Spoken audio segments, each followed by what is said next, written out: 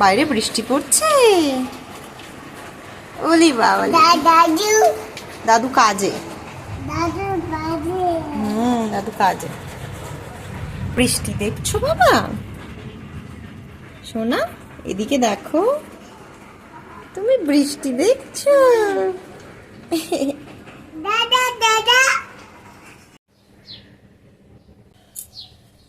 আজ বিকালবেলা রাম মন্দিরে পুজো দিতে যাব, তাই একটু নিরামিষ খাবো আজকে আর মাছ মাংস খাবো না।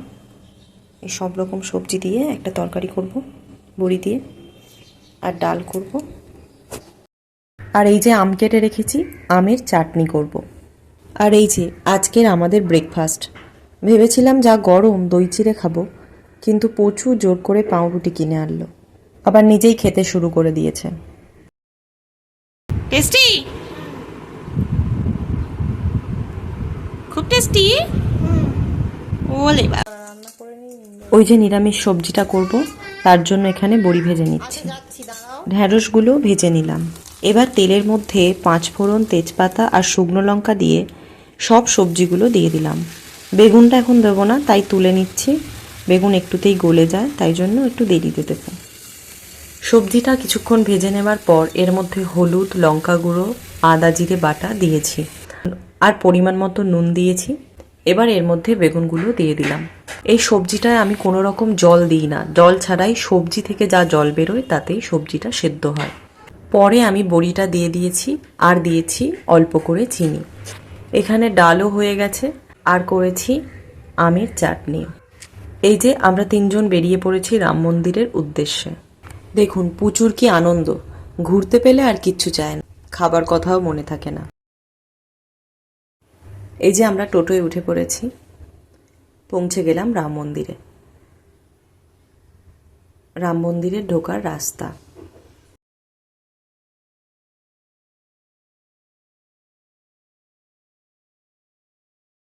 আমি আবার এলাম একটু মিষ্টির দোকানে, পুজো দেব, তাই একটু সন্দেশ নেব মিষ্টির দোকান থেকে, তাই একটু সন্দেশ নিলাম মিষ্টির দোকান থেকে।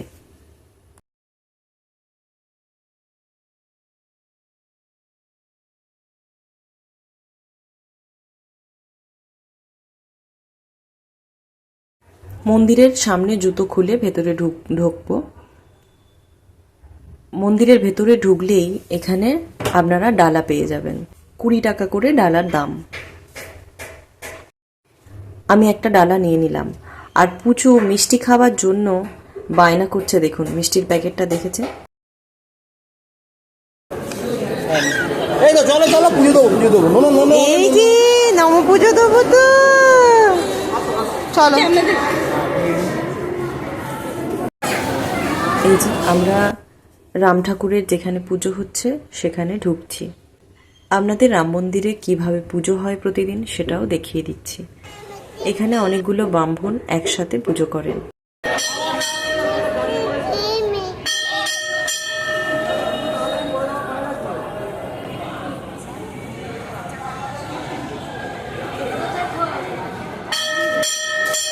পুজো এখনো মিষ্টির জন্যই বায়না করে যাচ্ছে, পুজোটা দেয়া হলে ওকে প্রসাদ দেব।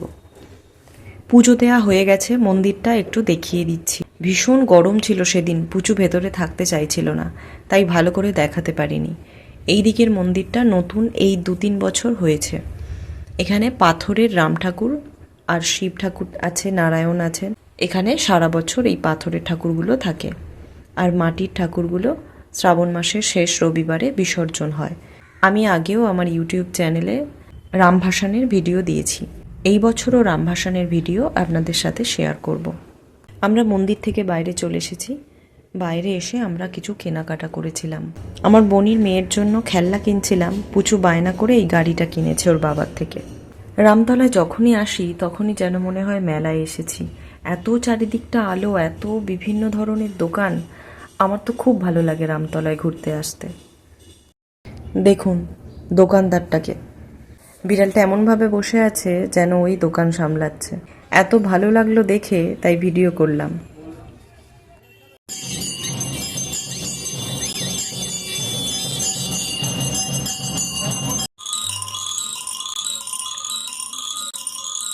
আমরা বাড়ি এসে গেছি, বাড়িতে এসে দেখিয়ে দিচ্ছি আজকে আমরা রামতলা থেকে কি কি কিনলাম। পুচকির জন্য এই খেলনাটা কিনলাম।